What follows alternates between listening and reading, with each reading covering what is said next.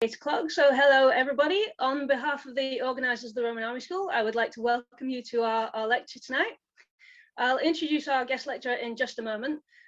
Those of you who've been here before, you know who I am. I'm Susan, I'm the current chair of the Roman Army School. What we usually do with our lectures is I will hand over to the lecturer in just a moment, and after the lecture is over, we will have a chance for questions and answers. If you look at your Zoom screens, at the bottom of the screen is a little box marked Q&A that has 2 conversation mark bubbles. If you type your questions into there during the lecture, I will read through them all. And depending on how much time we have at the end, I will ask as many as I can to our guest lecturer. So feel free to type away at any point during the lecture, but all questions will be asked afterwards. So our guest lecturer tonight is Marko Jelisek from the Albert Ludwigs University of Freiburg. Marko has studied lots and lots of things by the looks of it, beginning with pre- and early history, Christian archaeology and Byzantine art history before he moved on into studying provincial Roman archaeology, which is of course what we're all interested in. So Marko is currently working on his doctorate thesis, which is a first-time overall compilation and evaluation of all late antiquity shield depictions alongside and comparing with the Notitia Dignitatum, which brings us quite nicely onto tonight's lecture. So if Marko is ready, I will hand everything over to him. The floor is yours. Yeah, and thank you, Susan, for this nice introduction. I wish you all a good evening, and I hope everyone has already grabbed his drinks and popcorn for my lecture tonight. I have to say, as first, thank you very much to the committee of the Roman Army School, and especially to David Breeze, who asked me to hold this little lecture about my PhD project and the Notitia Dignitatum, and especially the field depiction. Before we are starting with the Notitia Dignitatum, I thought it's as first really important to understand where this document or the several documents we are working today with, from which period or from which places they are coming. So, and here you see a little graphic, or I could better say a timeline, in which I'm trying to depict the development of the Notitia Dignitatum and especially the copies of this document we are working today. And as I think every one of you already knew before this lecture, the Romans during the whole period of the Roman Empire were really fascinated by lists of every stuff. It's the organizing of the military or the supplying and all the things they try to fit in lists. And from my point of view, the Notitia Dignitatum, and we will see this during this lecture, based on this list culture, I would call it, and goes back to this high ranking late Roman office system and state organizing system on which the Notitia Dignitatum based. So the document or the text we are working today goes back around the year 400 with starts in some list a couple of years before 400 and a couple of years after it in the 420s AD. And this document, for which we do not know the correct purpose or the event, even what is the meaning of this special document. We have until today no notes what we should do with it, or in what kind of event. Was it a gift or a teaching book for a young Roman emperor or something? We do not know. And you see this in this little time frame, the little dots, because in this presumed transmission history of the Notitia Dignitatum, there's quite a lot unknown. Many people think quite a lot of things are known, but if we are only going back on the documents and the history and the provenance we have for all the Notitia Dignitatum copies, there are quite a lot of things totally unknown. Especially the transmission history. For example, and that is like our master story, everyone who is working about the Notitia Dignitatum would tell you, it's that the original late Roman codex, which we call today the Notitia Dignitatum, was as first copied in the Carolingian period because they had a special interest for a renaissance of the late Roman, or especially for the Roman period, to build under Charlemagne a new Roman Empire. And during this early Middle Ages, we have the Codex Berensis, about which I will tell you something later. Then, presumably, during the High Middle Ages, we have nearly not the evidence for copies of the Notitia Dignitatum or other manuscripts.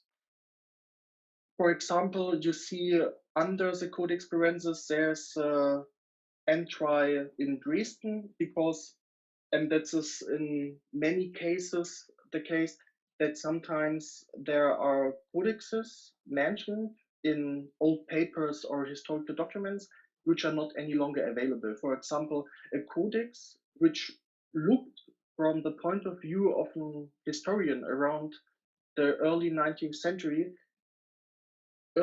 made during the early Middle Ages, was destroyed during the Second World War and the bombing of Dresden in 1945. Then we have a wave of manuscripts or copies during the late Middle Ages. For example, Frankfurt Leiden, there are only preserved several pages. Oxford Paris, well-made manuscripts with also at some points gilded pages. Then Cambridge, also only preserved in a couple of pages. And really fascinating is the copy from Trient, because for this copy, the monks or the copyist decided to reproduce only the text of the Notitia Dignitatum without any depictions. No one of us would ever known that the Notitia Dignitatum were during the late Roman period illustrated if the first copyist had done this kind of decision. Then we have during the early modern period the last copies, and then also the book printing starts, and they also starting quite early to print the Notitia Dignitatum. And there's a special case with the Munich version 1 and 2, which I will explain to you later on. And then in 1566, the Codex Spirensis, the Carolingian Codex, disappears. And now we have only the copies which you can see were made during the late Middle Ages and the early modern period. And during, I call it the late modern period, we are still in it, and hopefully with a better end, starts in a wide way the scientific discussion. And in Germany, they started also to produce editions with comments about the Notitia Dignitatum. And really famous are the Böcking edition and later the Sieg edition. And really important is the last point in this timeline, that is the digitalization. Because during the last century, if you want to work with the Notitia Dignitatum, you had to go to specific archives like Munich, Oxford, Paris, and other places. And now you can see all the copies of the Notitia Dignitatum online from your home. And that's a really fascinating case, because now everyone can work with these documents and you can compare them to each other. But back to the start of the first copy, the so-called Codex Berensis, which we have to put in a really fascinating and also, how can I say it, in a specific world in the early Middle Ages, because I asking myself all the time, why did they copy the Notitia Dignitatum? It's not like a text written by Julius Caesar about the Gallic Wars or Ammianus Marcellinus with his late Roman history. We're talking only about administrational lists with I don't want to call the lists some boring stuff because I worked quite a lot about them, but they spent a huge time to illustrate every codex, to work with the text, and saw quite a lot of value inside the Notitia Dignitatum.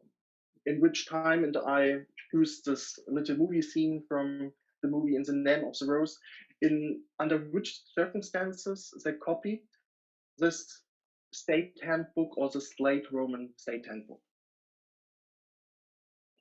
The so-called Codex Perensis includes 13 books, which you can see here on the left-hand side. I made not some changes, but I tried to make it a bit clear. There are, from my point of view, more known works inside the Codex Perensis, like the Itinerarium Antonini,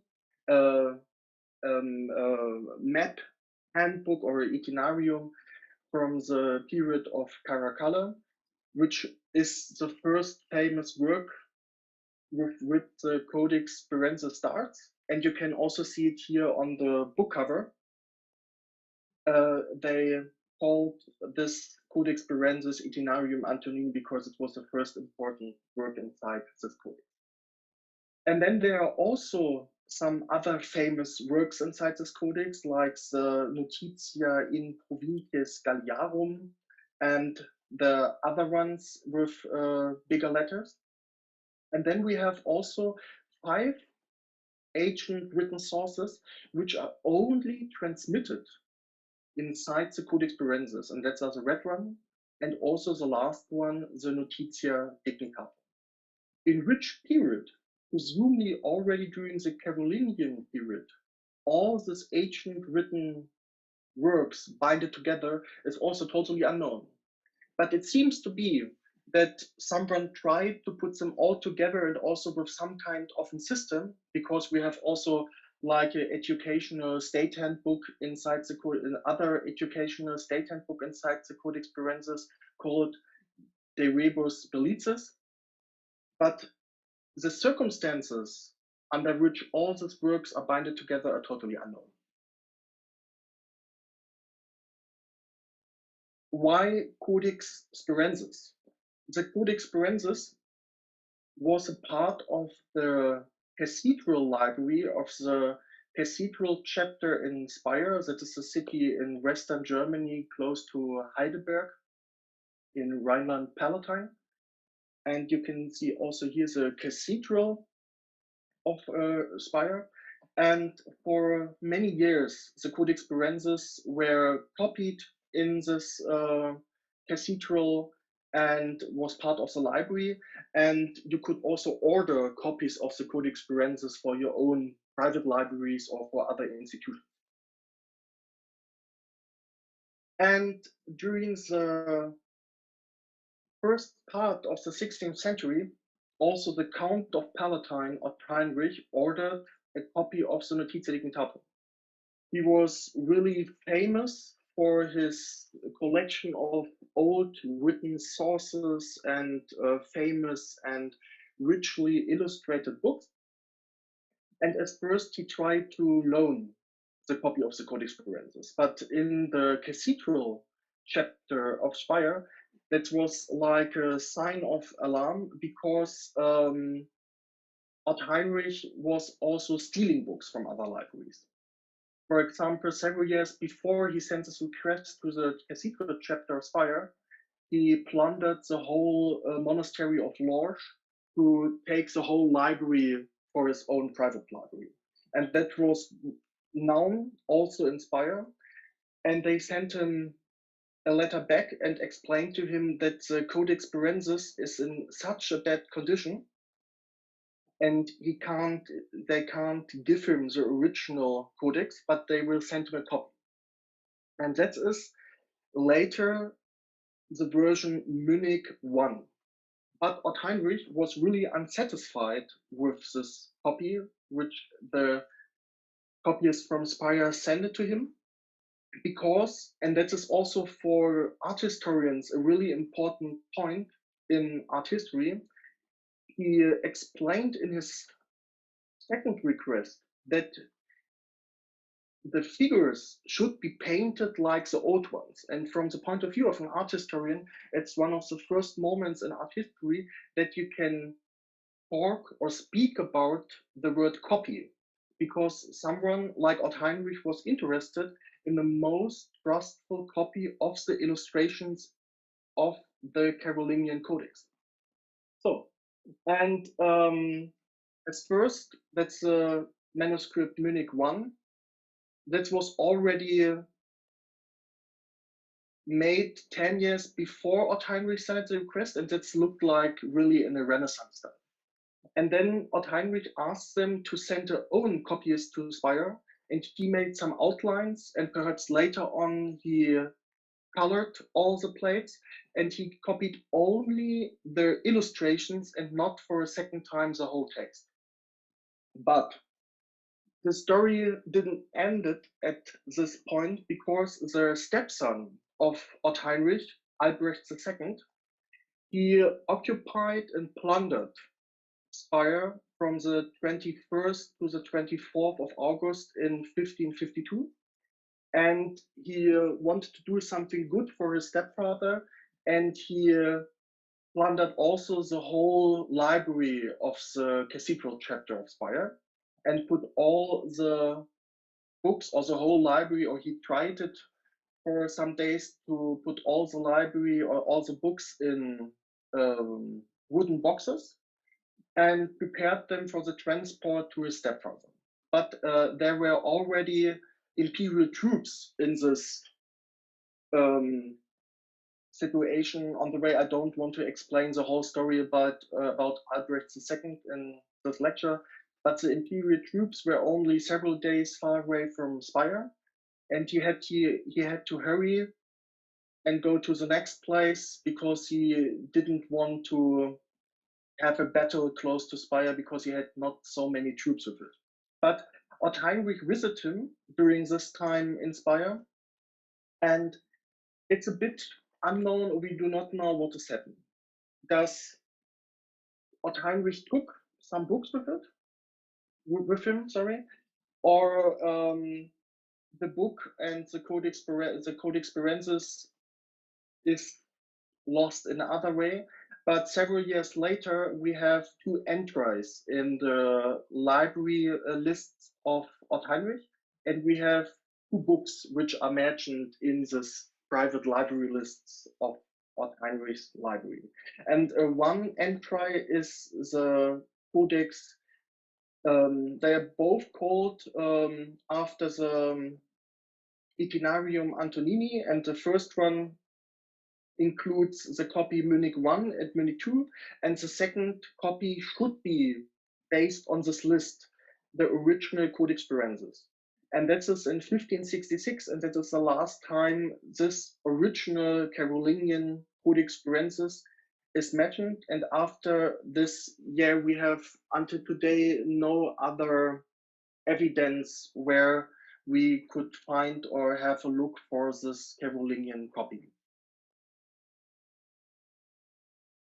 So that was as first the presumed transmission history, but from my point of view, it's one of the most important things if we try to deal with the copies which we are still have in several university libraries today or state libraries, that we should during the whole lecture keep in mind this transmission history.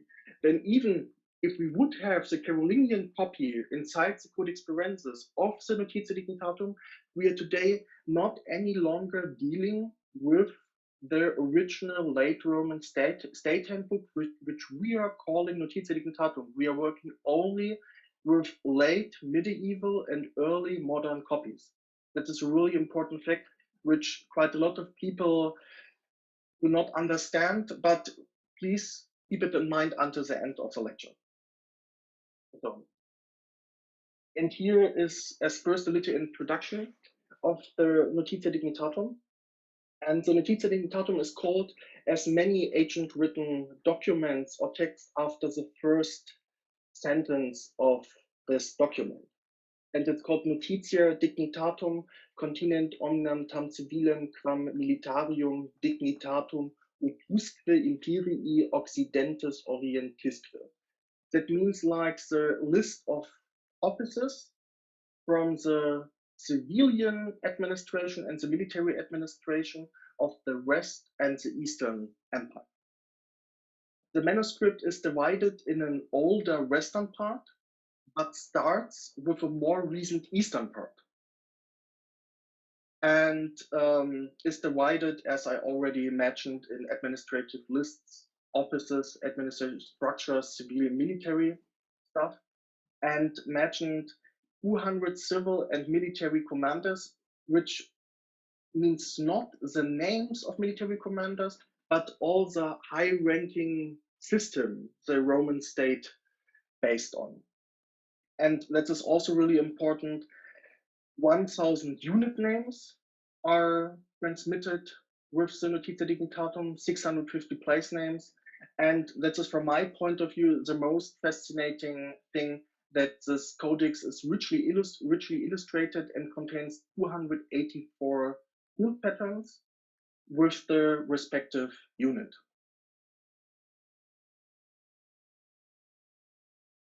Here are the first pages of the Oxford copy of the Notitia Dignitatum and also the start of this document. I already mentioned that you have 12 other ancient or late, some point late Roman texts in front of the Notitia Dignitatum inside the Codex Spirensis. But there are quite a lot of issues if we have a look on the illustrations. And I brought some examples here with me. For example, and that is a well-known example, is the female personification of Palestine.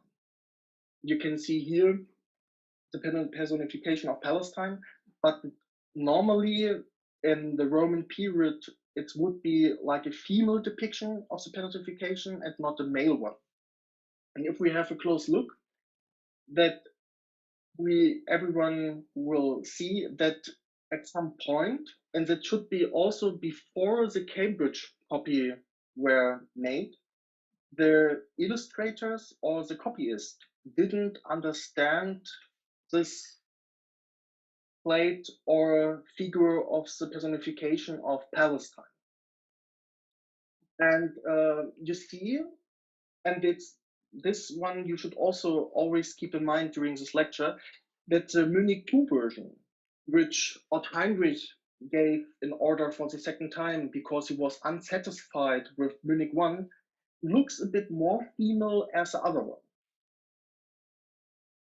But for example, the personification of Campania, which is comparable with the personification of Palestine, looks female, and it's like a depiction as we would suggest it also in the Roman period. Then another example. Here are the illustrated plates for the Eastern fabricae plates, which show us some kind of military equipment which were produced in late Roman arms factories. And you see, if you have a look on every depiction, every copyist did at some point his own view or painted or brought in some kind of his own perspective. And it's even harder to deal with it because we do not have the Carolingian copy on which all these copies put with our knowledge today based on it, and even we do not have the late Roman copy. And also keep here in mind that Munich I is the copy that Ott Heinrich ordered from his own copyist in Speyer, and look at the difference of all other copies in comparison to the copy Munich II. And here, for example, the Western fabricae plates, they have a special case because if you have a look on the first printing, which were made in Basel, that print in Basel all the artifacts from the paprika plates are not any longer identifiable, because you can't recognize any shields or weapons. The copyist only put some weapons and shields under the table, also with wheels and helmets, but you can't identify any stuff like you can do on the other plates. And that is also a nice evidence that at some points the copyist not lost, but they not any longer focused on so many details the copyist before focused on. And here, especially this example I already explained with the fabric plates from Oxford, Munich 1, and then the last one from Basel, which is not any longer comparable to the earlier copies. And that is also some kind of stuff I recognized during the last years of my work, that quite a lot of people trying to work with the Notitia Dignitatum or use the Notitia Dignitatum and especially the illustrations for your own stuff they're dealing with. That is from the scientific point of view. If you buy a book about the late Roman period, nearly every archaeologist and historian uses the illustrations of the Notitia Dignitatum only as, or I don't want to judge everyone, but in many cases only to illustrate their own book, but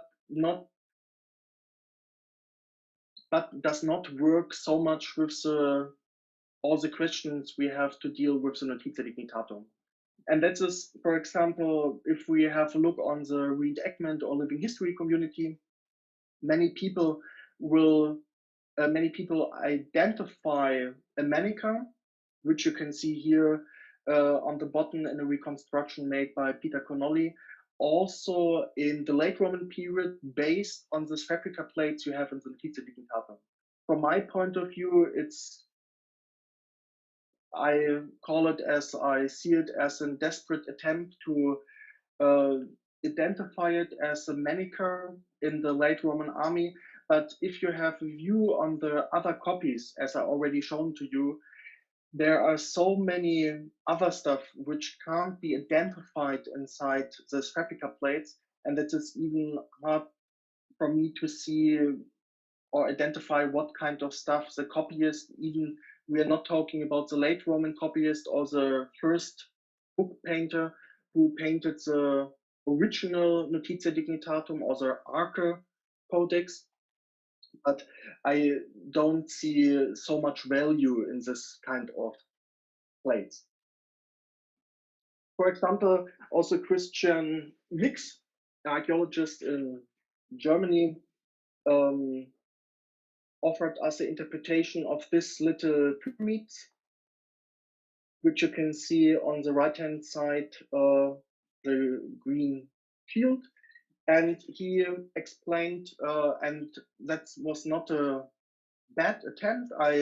In many points, with his interpretations, that he explained in his book about late Roman helmets, that this little pyramids could be a depiction of Roman field bosses, which were fabricated in late Roman army factories. And we have only 2 late Roman shield bosses with stems, and that's just one from Misery, from the Département Somme in France, which shows presumably a fabric stamp, but not from a state factory, presumably from a little unit factory, which were also during the late Roman period around the mobile unit forces and produced directly weapons for their units.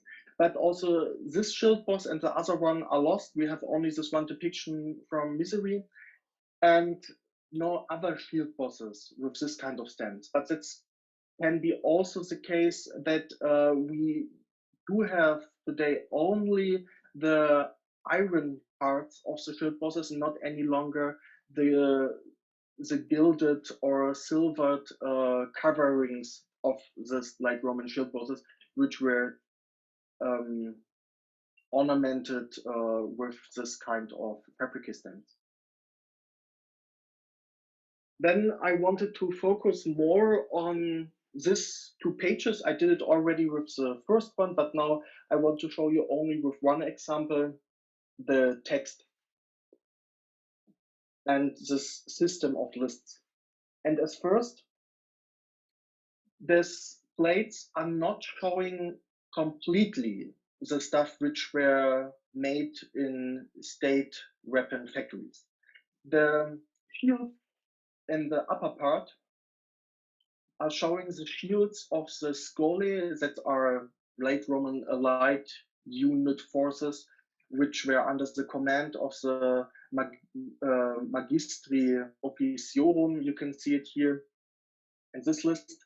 But the order which scoli is comparable to the shield on the page before, that is not possible. And then if we have a look on the fabricae which are mentioned in the Notitia Dignitatum, I try to make it a bit more clear that the localizations or the geographical areas are marked with blue color. And the first one is Illyricum, the second one is Italy, and the third one is Gallia. And then the red ones are the mentioned places, and the green ones are the weapons which were factored in this state army weapon factories. And based on the high value of this document, these factories were never identified during an archaeological excavation. We have no archaeological evidence for this kind of factories. We have only some other written sources, like some bad words written by Lactantius about the Christian murderer Diocletian, Emperor Diocletian, in which he's explaining this, that Diocletian has spent so much money for this factory system. But a clear list of all those factories only transmitted with the Notitia Dignitatum, and without this document, we would have the same knowledge about weapon factories or Roman weapon, the Roman weapon making system as we have for the High Roman period. But for the Late Roman period, we have this special document with this list of fabricae, which can be also mapped and explains quite a lot about the system, which based for presumably on the experiences the Roman Empire made during the 3rd century AD with all these civil wars, that you have nearly no province or diocese which can autonomic produce weapons and equip whole armies. You have in every area special fabricae which are producing shields, swords, spears, and other armor parts. Yeah, and that's based only on these documents. I say it again, we do not have one evidence doing archaeological excavation for this kind of factories in the Roman period. Only little factories which are linked to the Roman forts and legionary fortresses, but not like this high system and large buildings in which perhaps hundreds of people were producing weapons for the late Roman army. And now we are coming to the shield patterns in the Notitia Dignitatum, which are my main focus or my main topic also in my PhD, because they are also really special and they are for the whole Roman period. We have no other evidence for a document like this with shield depictions linked to a specific unit and then in color with which we can identify specific units. That is the first and the only moment we have such a document. And we do not know that similar documents exist in the time before the Notitia Dignitatum were made, but we can presume it because all the system of shields would be somewhere in an archive in Rome or Constantinople collected. And that was for a long time, and also during my PhD, one of my main questions: what is the meaning of all this late Roman shield emblems or shield patterns, not only inside the Notitia Dignitatum, then also in thousands of Roman artworks.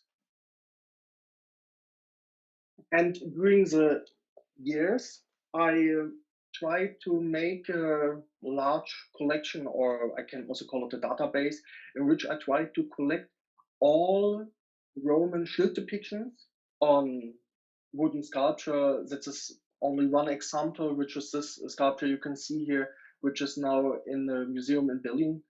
But then coins, silver artworks, ivory work, stone monuments, mosaics. I tried to bring every late Roman artwork with shields together, also with one of my main goals to identify a unit inside the late Roman artwork and to identify the shield or compare it with the book paintings inside the Notitia Dignitatum. And I have to work with field depictions because there are only a few original fragments of late Roman shields which are preserved until today.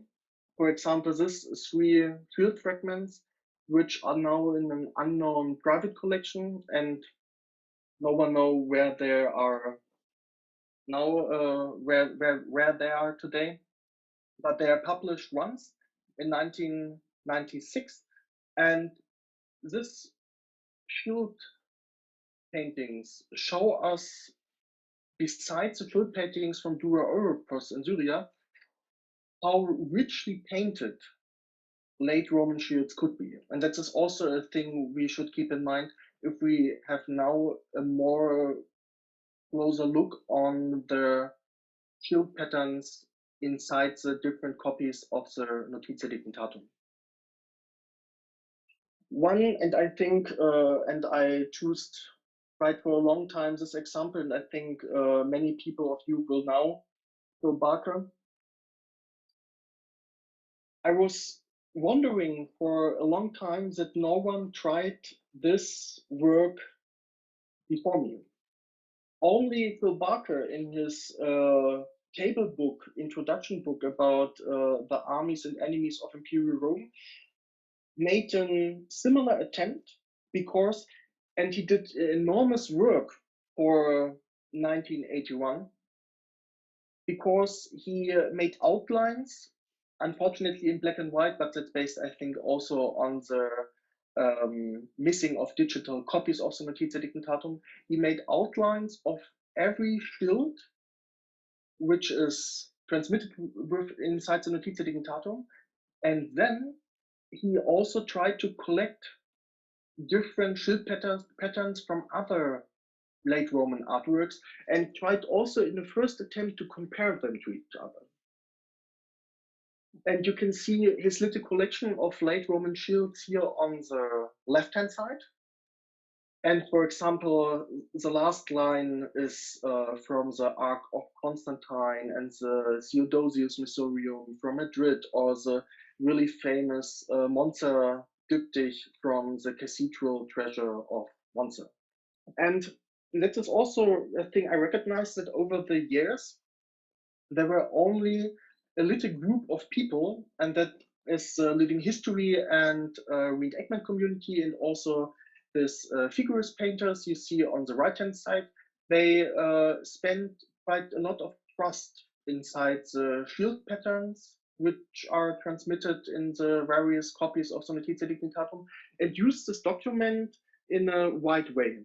Also, there are some computer games which are use shield patterns from the Notitia Dignitatum, and that is really fascinating because in the scientific discussion, no one, after several decades close look on all the shield patterns, and there was also the opinion that they are not any longer trustful. One famous comment on the Notitia shield patterns is written by Robert Grigg, and he made this really strong and bad comment on the shield patterns, in which he explained the shield emblems instead seem to have been largely ad hoc creation, as is strongly implied by the progressive stereotyping and tolerance for runs of nearly identical emblems that is seen in the chapters of the Magister Militium. So he also expected that the main part of the shield illustrations inside the copies of the Notitia Dignitatum are invented by medieval copyists or not any longer linked to any late Roman shield paintings. So here, for example, a second time, this original shield paintings, which show us how richly painted shields with a diameter of 1 meter could be painted. But we have, in this point, also again keep in mind that we are talking about reduced shield miniatures or shield patterns. For example, the shield patterns inside the Bodleian copy of the Notitia Dignitatum at the University of Oxford, their shield patterns have only a diameter of, I think, 3 centimeters. And that means we're talking about highly reduced shield patterns, which are only mirroring us some kind of late Roman shield painting, if I say it in this way. But if we keep in mind the original shield paintings, which we have today, we should never see the Notitia shield patterns in a way we can put them one-to-one on an original or a reconstructed shield. For example, a good friend of mine, Janis Kernert, which is a graphic designer, he is making quite a lot of reconstructions for my PhD project, and he tried to make an hypothetical drawing of this shield you see on the left-hand side based on the other shield paintings we have, how presumably a late Roman shield painting could look like. Also with a name of a specific soldier on it, as the late Roman military author Vegetius mentioned in his military handbook. So, and with this goal or this collection and database of late Roman shield depictions, as first I tried to make a stemma of illustrations. That means I tried to bring in order all the shield patterns from the various copies of the Notitia Dignitatum in one book. And I decided with a close discussion with Ingo Meyer, who is working for decades on the Notitia Dignitatum, that this way I explain now to you is a good way also to show everyone how to work with the shield patterns of the Notitia Dignitatum. At this first, every page with shield patterns is in this definition a picture. And then we have a range, which is numbered from the first line until the last one. And then we have the shield patterns, which are also numbered, that everyone can refine the specific shield pattern, which is on my plate. Here's the localization, which you can see with picture, range, and the shield pattern. And then, which is also important for the forthcoming of later research, which will be perhaps based on my work, that we have for quite a lot of units inside the Notitia Dignitatum a different spelling of the specific unit in the specific copies of the Notitia Dignitatum. And that will be also included in my catalog. And then the citation scheme of Böcking and Sieg, that you can also work with the old editions. And then a section for notes and the commentary, which will explain the development or the evolution of the specific shield pattern inside the different copies. And it starts always with the Oxford copy, then comes Paris, the Basel printing, the Vatican, Munich 1 with M, and Munich 2 with a W. Yeah, and then a number with which you can use it for your scientific work and for other publications. Yeah, and that is quite an enormous work. As you saw on the upper part of my slide, then we're talking about over 1,700 field patterns. And also you see here, for example, the difference between the copy Munich 1, with which Ott Heinrich was totally unsatisfied because that shows more a Renaissance copy of the Carolingian copy, and on the right hand side the second copy, which were made by the copyist sent to Speyer by Ott Heinrich himself.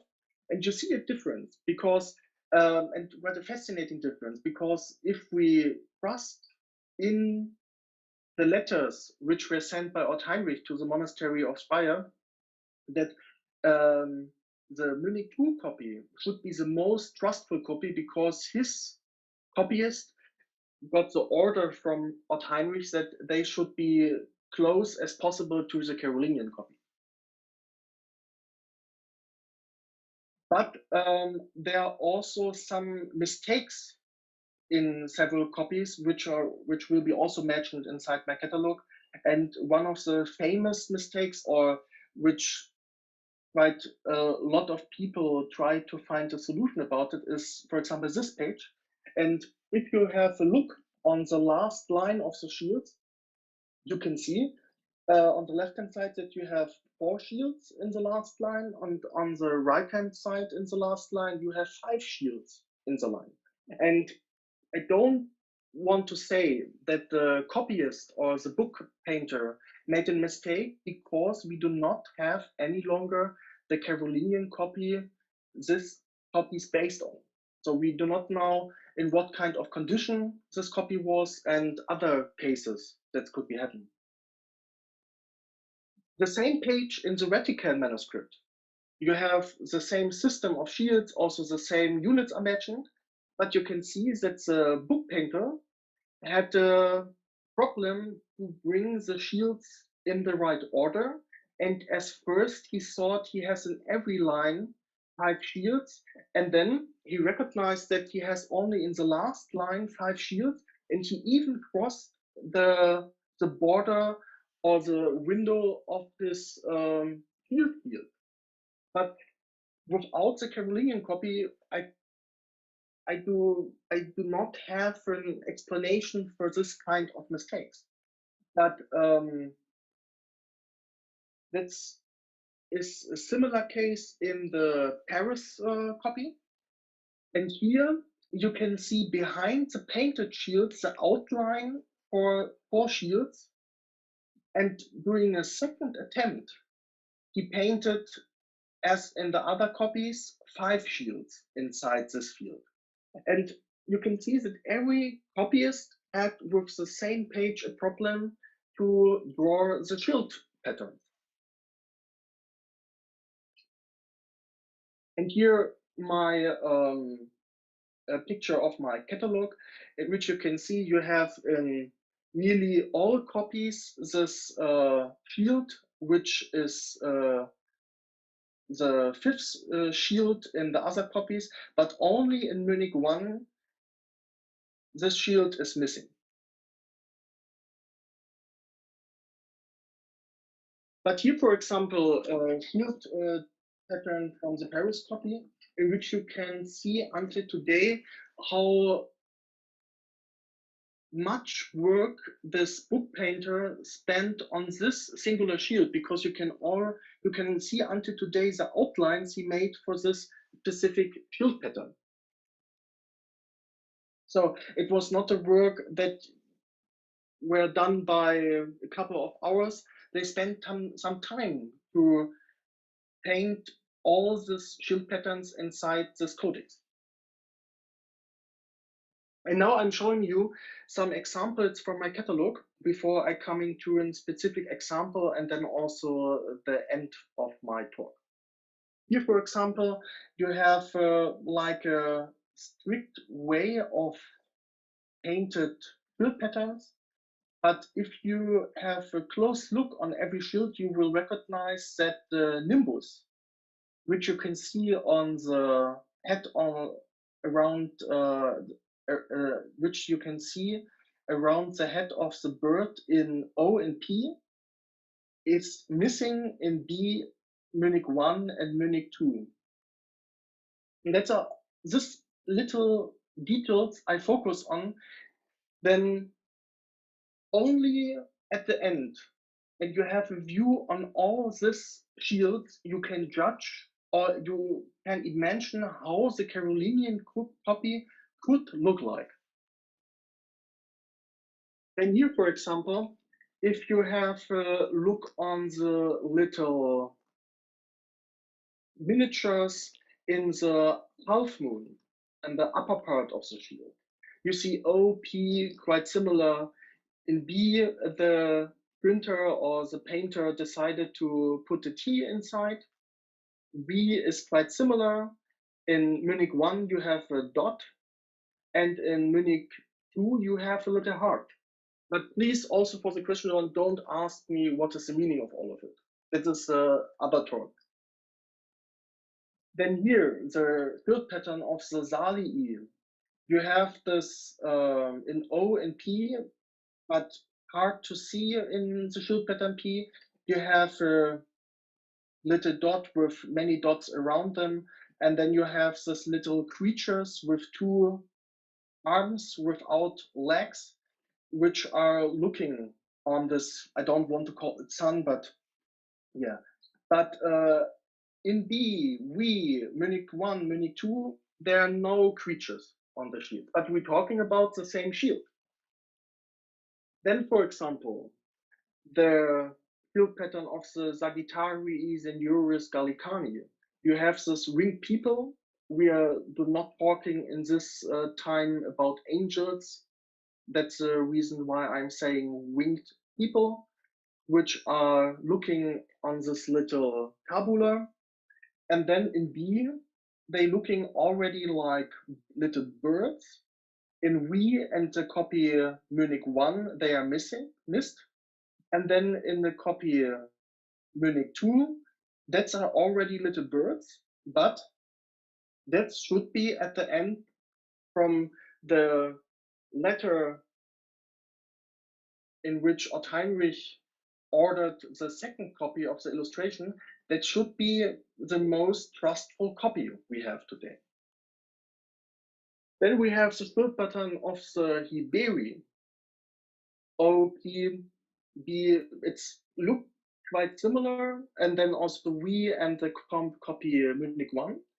And in the copy Munich 2, we have also a creature or a lion with a human face.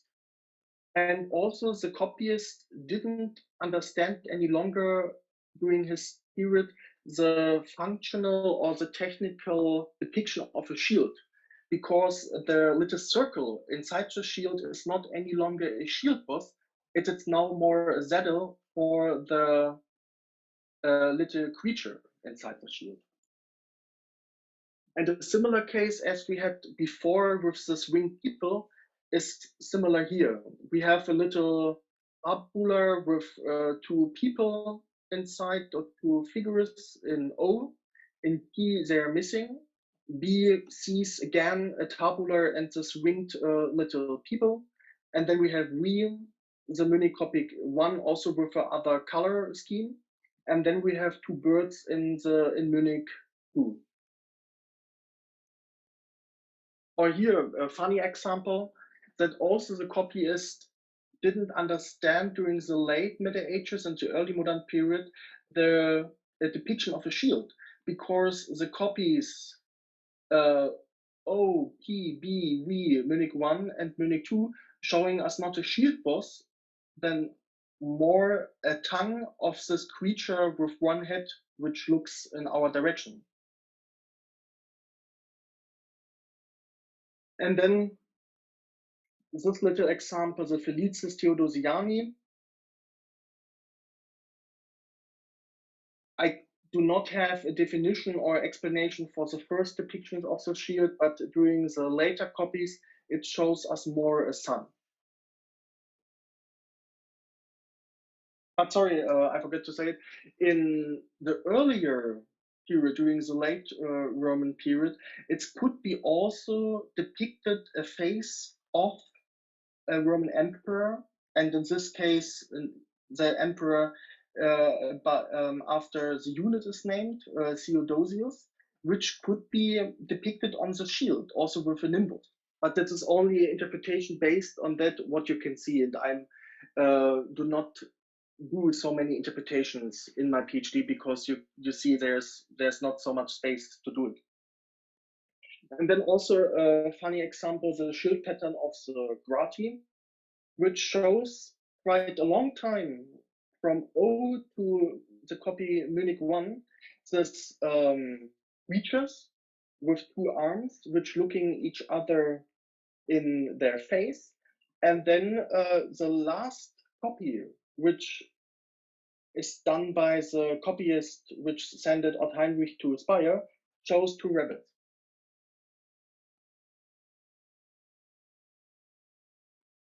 Then also a famous uni, which I presumably raised here in the Breisgau, where my university is, the Brisigavi junioris, which shows in O, like look like sun, and then you have like here the leaves from Frankfurt Leiden, which is only presumed preserved in a bad condition because they used an old copy of the Notitia Dignitatum to bind a new book.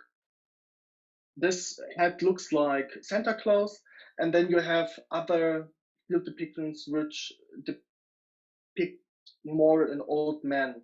And the copy Munich 2 is also here a bit far away from the other copies. And then a similar case, as I already showed you, with this creature, presumably a lion or something else, which shows in the last version, again, a creature with 4 legs, a human face, and also the painter, again, didn't understand the construction of a shield and shows us not any longer a shield boss in the mid part of the shield, then more a saddle for a horse. And then also quite fascinating is the case that we have inside the field patterns of the Notitia Dignitatum for the Western world, the first depiction of a yin and yang sign.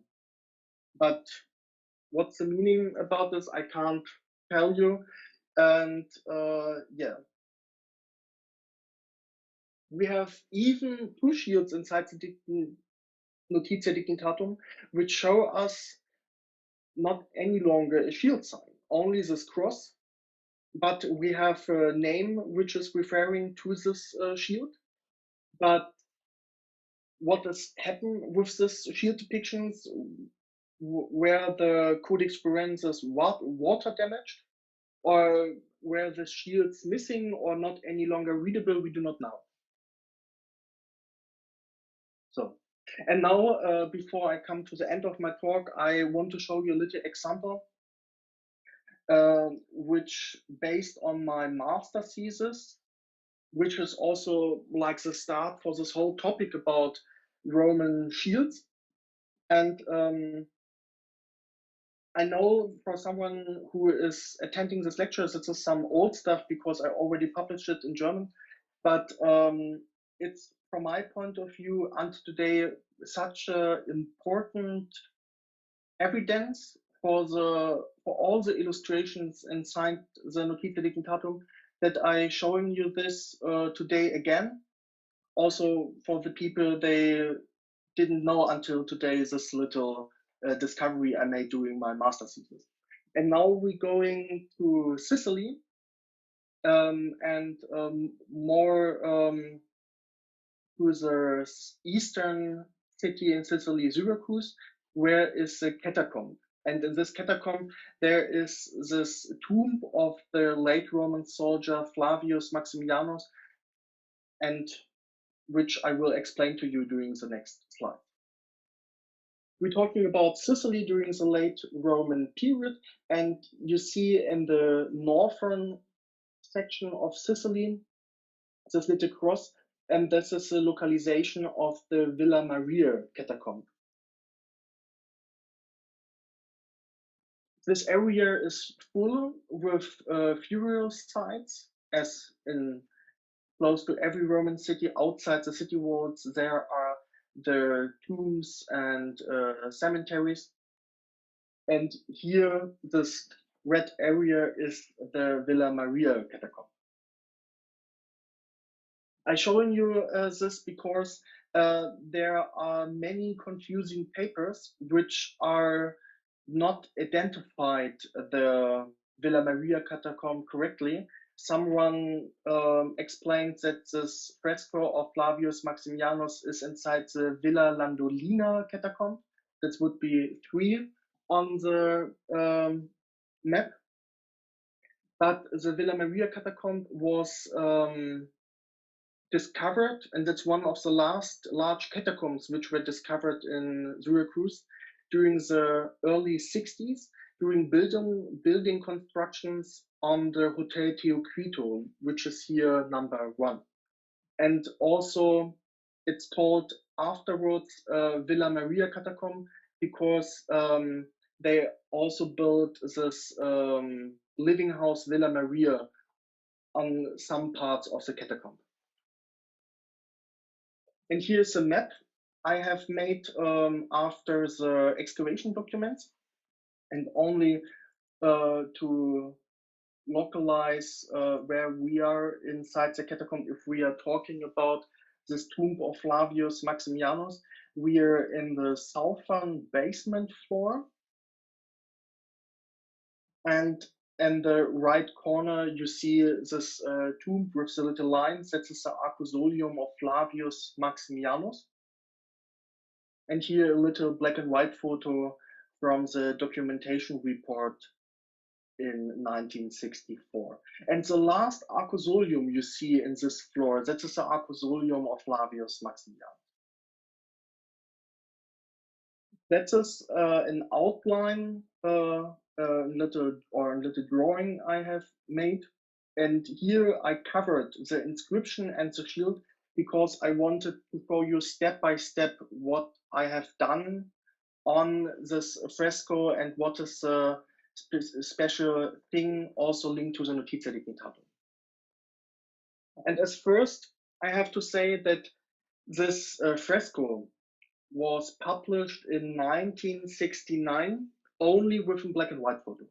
And afterwards, it was, I think there's not one depiction of a late Roman soldier what was so many times published as this photograph made by Roger Wilson in 1973. And you will find nearly in every publication about the late Roman army, you will find a depiction of this fresco made by Roger Wilson. Also, Bishop and Colston in their famous book about Roman military equipment, and in many other publications. But in many cases, this photography was only shown in a really, really little version. So no one could really work with it. Here you see some more modern photos of this catacomb. And you see the first hole in the ground. That is the tomb of Flavius Maximianos. And after the catacomb had not so much space for more bodies, they made more holes or more tombs inside this catacomb and also in the Acrosolium of Flavius Maximianos. And that was also the problem, because until today I couldn't get an entrance in this catacomb because it's not any longer stable and it's too dangerous. And that's beside some other photos a colleague sent it to me, the only photos which are now available about this Acrosolium of Flavius Maximianus. And that is a better photo of him. You see he's wearing a red tunic, which is quite rare, also based on this whole discussion how famous or how common was a red tunic in the Roman army. And then you have on the left-hand side this little tree on, or I can also say on the side of the dead, a tree without fruits and leaves. And he is wearing his official or dress of representation with his gilded helmet, his shield, and his blue wrappings.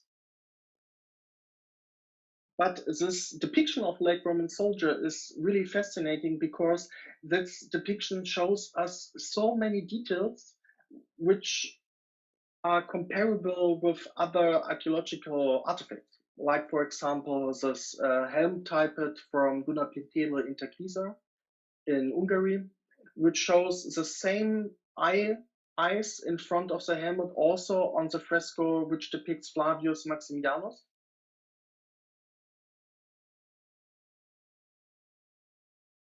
And then in many publications, there was the attempt to identify the shield depiction or the shield pattern, but in no attempt. There were many people, they were really close, like Graham Sumner, he already saw it, or Ueda Sarson, he also mentioned already a shield pattern which could be linked to the Notitia Dignitatum, but he couldn't see what is really depicted on the shield of Flavius. And at the end, Roger Wilson and some other scholars explained that it looks like a tree or floral ornament or something else. But if you have a look on the shield depictions inside the Notitia Dignitatum, there's not on one shield a depiction of a tree, and that's made me suspicious. The first thing which is recognizable, that is this half horizontal moon with something inside. I'm not clear about this column and the globe on the column. That is only interpretation based on the photo you see on the left-hand side. And then there's this depiction of a fresco, which there's this depiction of the shield. And I had also, after I collected all these shield depictions, there are quite a lot of other shield depictions with shield symbols or signs on it.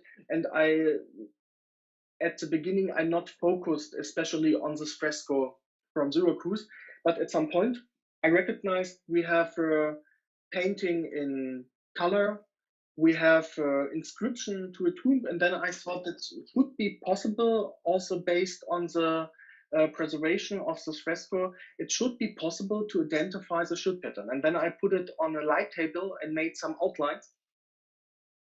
And after several attempts, also with Photoshop and Adobe Illustrator and other programs, I saw what is depicted on this shield. And I'm going back only for you that everyone can see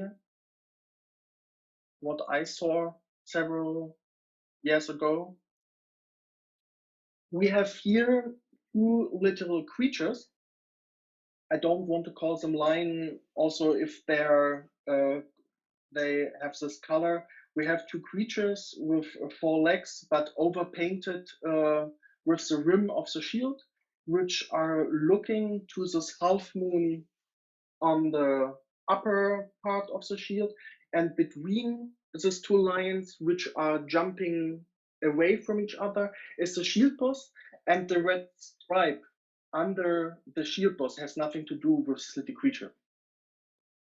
And during the same night, I identified this little creatures.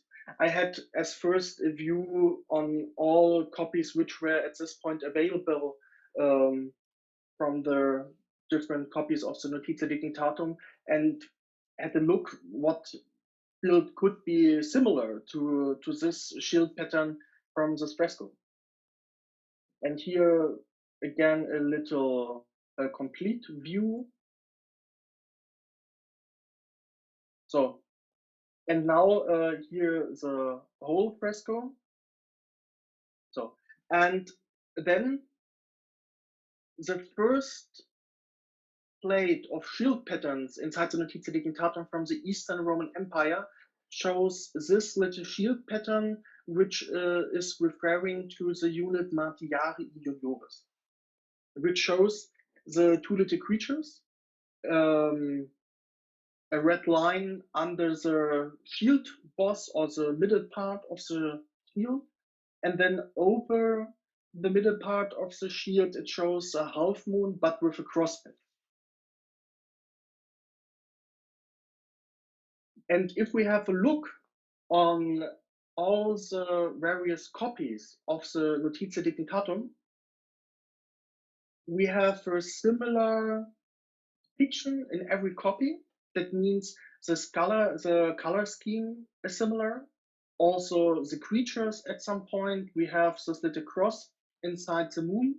And this is really fascinating based on the long time of transmission history we have based on the Notitia Dignitatum.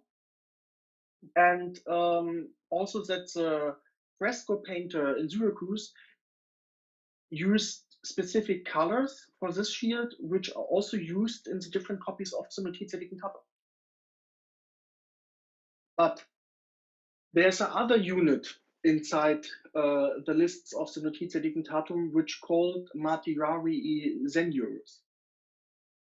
And now we're coming in the next slide to the inscription. That was a question about which unit we are talking. So do we talking about the Junioris or the Senioris unit? And you see here, the stemmer is not so clear as it is for the Martiarii Junioris. You see, we have the creatures in the same orientation, but we have this little red line under the shield post is a bit wider. And then we have also some copies in which the creatures are missing or the half moon is missing, but not in one case there's something inside the half moon. So, and based on these two shield depictions, it was for me really important to get to know what we have for, or even what we can read inside the inscription. Because the inscription after many decades was only 2 times mentioned, because in every publication everyone is using always the depiction of the late Roman soldier, but no one had a look after the first publication and after a short publication written by Christian Nix in the 2000s that there's a preserved or transmitted transcription linked to this Arcosolium. And then I had a view on the first publication of this group, written by Angelo in 1969, and I saw as first in this publication that we have an inscription to this Arcosolium. Then no one mentioned it. So, and this inscription transmitted the following text: "Dis manibus Flavius Maximianos de numero," that means from the unit, is a synonym for unit in this time. From the unit MA, and after Angelo there's space for 7 letters. Vixit annos 21, he lived only 20 years.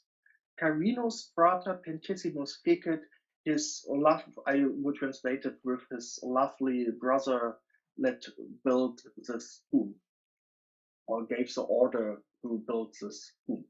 So, and now during this whole night, I was really fascinated, and I decided I have to go to Sicily. I need photos of these inscriptions. Is there any color on this place where the 7 letters are not any longer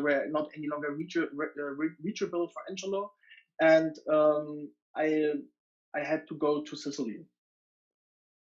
Then now we are playing a little game. You all know the game Hangman, and it's quite hard to fill this unit name also based on the evidence we have from the Notitia Dignitatum. If we have a look on the script patterns from the fresco and the different copies, because even if we would not have photographs from the inscription, we have the problem of different spellings, because we do not have especially not only especially for the late Roman period, especially for the ancient period, we do not have a writing rules.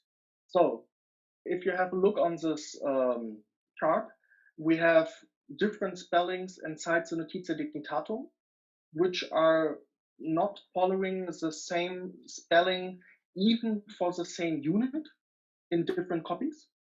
Then we have epitaphs from Julia Concordia, northern Italy, but it's not clear in which unit the buried soldiers served in, because many epitaphs do not mentioning the following title juniorus or seniorus. And then even the ancient authors, which are mentioning the martyri, but also without juniorus and seniorus, are using different spellings. So with this evidence, there's not the possibility to find a solution for this unit name inside the inscription of the Accusorium of Flavius Maximianos. As first, I tried to do something with the published black and white photography, and I have to say it's not so useful for this kind of question. If you know what to see inside the inscription, you can recognize some letters, but even if I now explain to you, you see in the second line DE, N for a numero, and then you see MA, and then, but you see some really dark fields inside the inscription, which gave me the little chance that there should be in a color photo some colored sections which were still readable or seeable. And the only modern photo, and I have also to say, I don't want to say bad stuff about other colleagues and especially about foreign colleagues, but no one took until today, only one good friend of mine, no one took until today a frontal photo of the inscription. I had to work as first only with fragments. But you can see here that after the E, N, then you see in the second line MA, you see some little red fragments, and then you can recognize A in the third space. So that was the first attempt that there's much more possible, as the reading of Angelo gave us as first. Here's here's a better look, or of the same photo, which you can see as first MA, and then you have some little red fragments, and then you see the third letter is the A. And then I had a nice trip to Sicily, also to the monuments office, to have a look on the excavation documents and reports, in which I could also localize the Accusorium and all those other things which were important. And they had a little Polaroid photography, which also showed the A, and then I do not show you, or I can't show you today because this photography is not published, and I promised my friend to not publish his frontal photo of the inscription before I published it. But after this other new photograph, I could identify two more letters between MA and the A I already recognized with the old photographs. And that brought me to the solution that, for the solution for this unit name that could be spelled in G numero MA TI. TI is only preserved in little red fragments, and then I forget to mention it. On the new photo, I can't show you today, there's also a red line for R seeable. And that is the reason why I reconstructed after the A R, and then that would be the end for the unit name Martiariorum. And then I decided for the last three letters would be free, the shortcut for Yun, because the brother Carinus gave so much attention, or gave the order to the fresco painter to paint this specific shield on this arcosolium, that it's my opinion that also to divide the Martiarii Juniorus and Seniorus from each other, also inside this inscription with the shortcut Jun for Juniorus.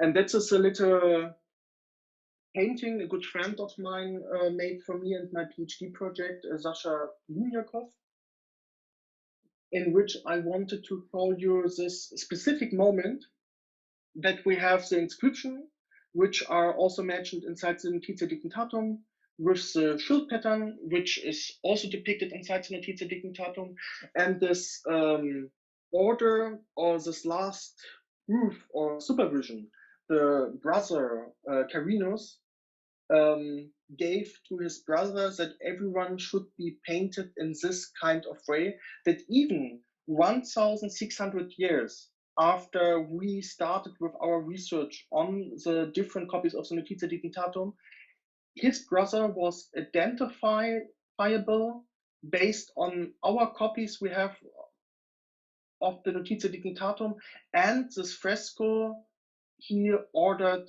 to be painted in Syracuse.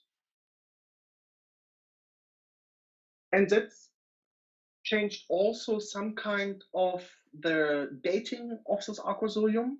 I already explained to you the dating of the Notitia Dignitatum. And now, with this comparison studying between the fresco and the Notitia Dignitatum, we have for the first time late Roman shield pattern, which is comparable to the Notitia Dignitatum and should be in this way also show us a unit which exists also based on the historical record we have, because this unit is not many times, but several times mentioned in ancient written sources and historical situation, should be dated in the same period as the Notitia Dignitatum is made. But we do not know what has happened with the unit before and after the Notitia Dignitatum, but the Notitia Dignitatum is for the historical record quite fascinating if we have a close look on the history of this unit. And that is one of my last slides. That is quite fascinating because the unit, the Martiarii Juniorus, or the Martiarii after the Notitia Dignitatum and also after the ancient written sources, are served during the whole late Roman period in the Eastern Roman army. And there can we also discuss the question, what did the late Roman soldier in Sicily in the Western Roman Empire if we had to serve or served in the Eastern Roman Empire. Then he was under the command of the Magister Militum Presentalis second. So, because this unit, the Martyrii Junioris, or the I saying always Martyrii Junioris, I mean in this case only the Martyrii, because Ammianus Marcellinus does not mention the nicknames Junioris or Senioris.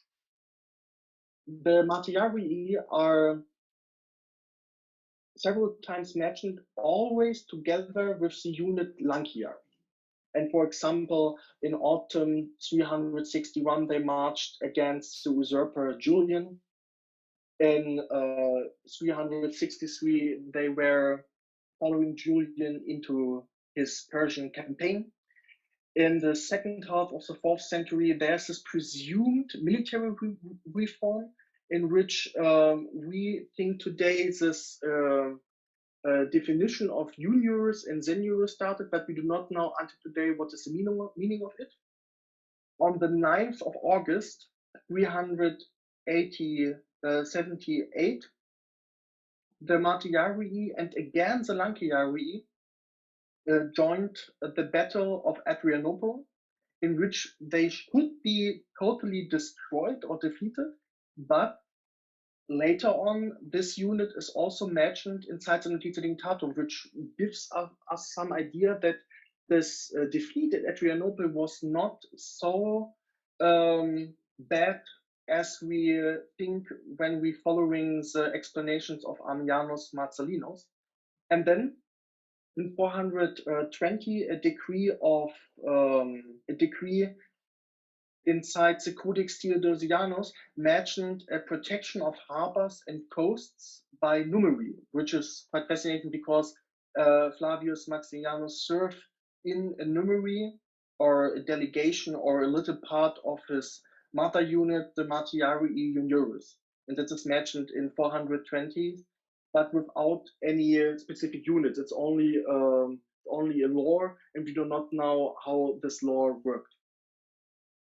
But if we're following the date of this fresco and this whole other issues, we are coming close to other events, because if we're following the question, what does a late Roman soldier which served in the late Roman Eastern Army in Sicily, we have many events, because some scholars after this Arcosolium was discovered, they thought Sicily is such a boring place, there's nothing happened, why should a high member of the late Roman army which served in a light unit stay in Sicily?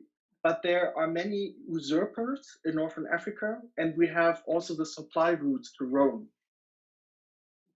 And we have some usurpers which are dating also to the time in which Flavius Maximianos could be died, based on the art style of the fresco and these other issues I explained to you. But the main military actions which took place in Sicily during the Vandal attacks from Northern Africa, in which Gaiseric tried to conquer or to plunder the province of Sicily, would be too late for the dating of the tomb.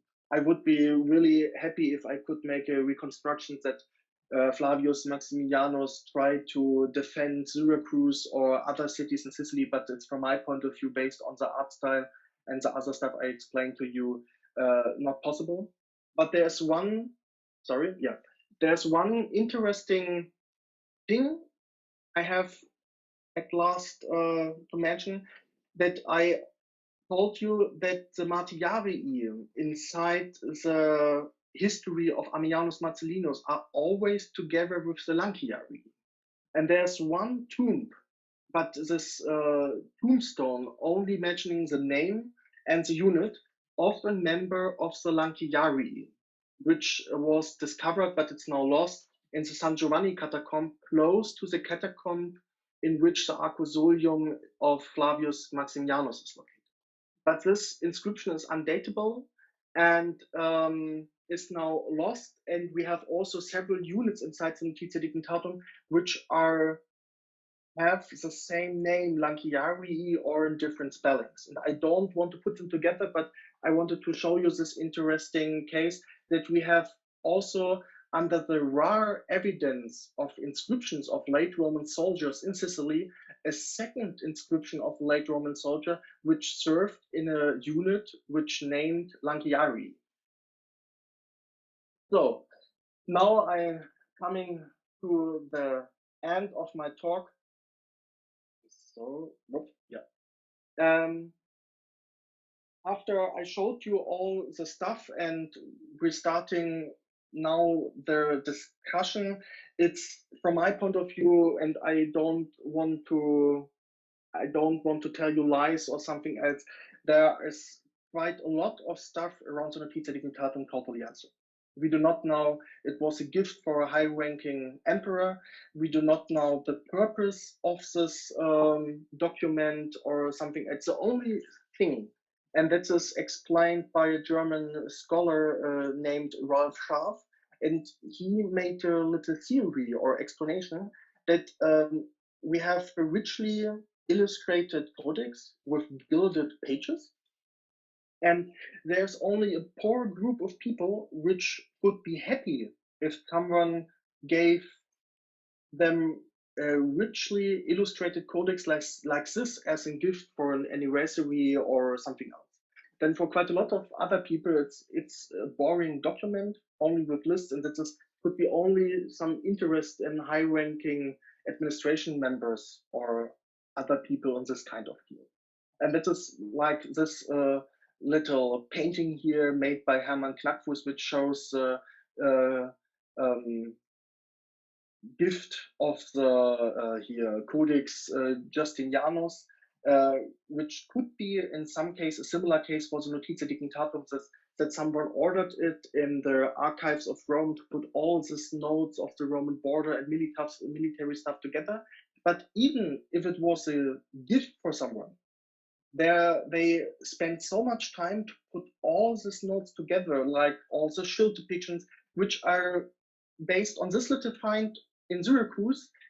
This find from Syracuse can't represent a solution for all shield depictions inside the Notitia Dignitatum, but it's a first little step that we have one shield depiction which fits to another, but it shows that there's some information until today inside the Notitia Dignitatum with which we can work on, but it's really hard to get it, and that needs more studies during the next years, as we already done it with many other ancient written sources.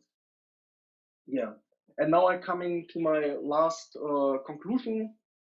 We have this contemporary painting at Syracuse. Then we have the first reliable analogy of a shield depiction from the Notitia Dignitatum. We should all keep in mind the transmission history on which all these copies we are today dealing with it based on.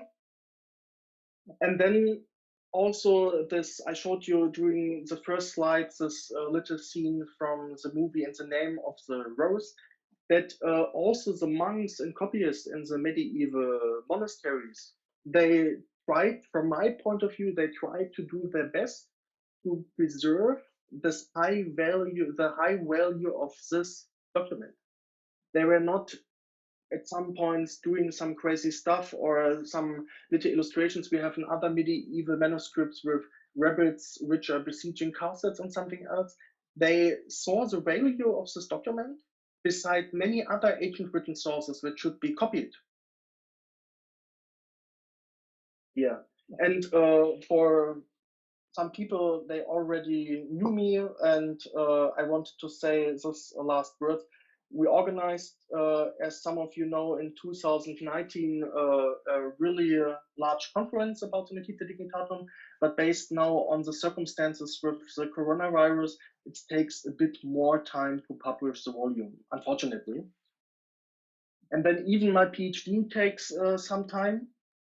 I've done a lot. I'm not finished. until today, but my PhD will come with quite a lot of explanations about the Notitia Dignitatum and late Roman field depictions. And yeah, and now I would open the discussion round, and I thank you very much for your attention.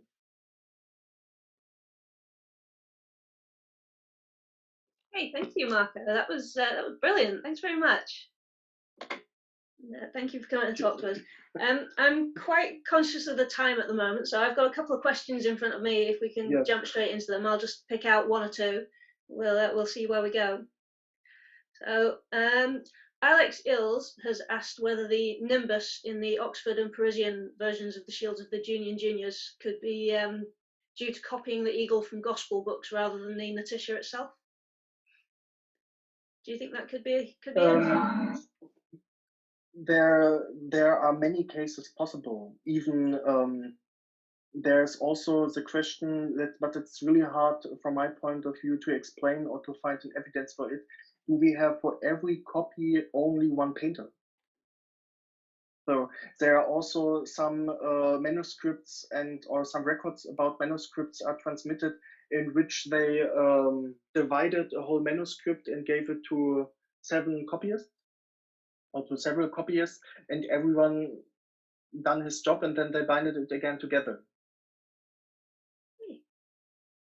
Yeah, it could be anything then, I guess.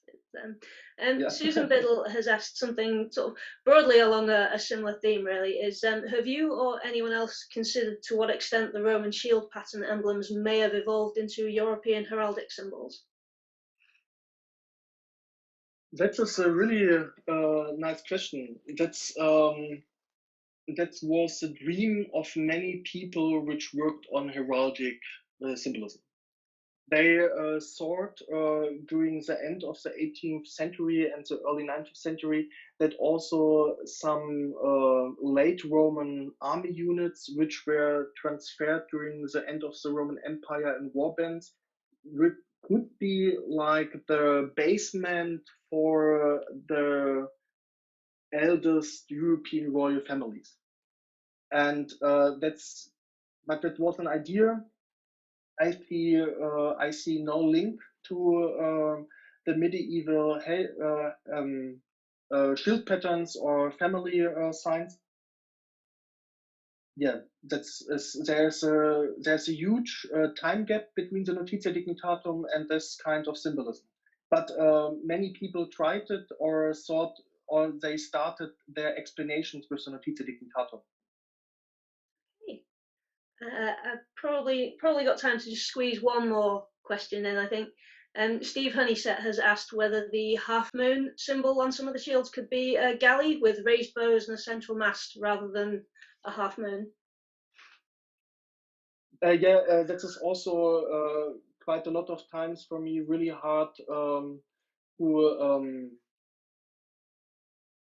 sorry, it's now that is also quite a lot of times really hard for me to explain or what kind of vocabulary I have to choose if I'm talking about shield. Because if I'm talking about a sun and stars, I'm already deep inside the discussion with the sun god soul and other kind of stuff. But I'm using this kind of term only technically and not with a specific meaning based on the symbol.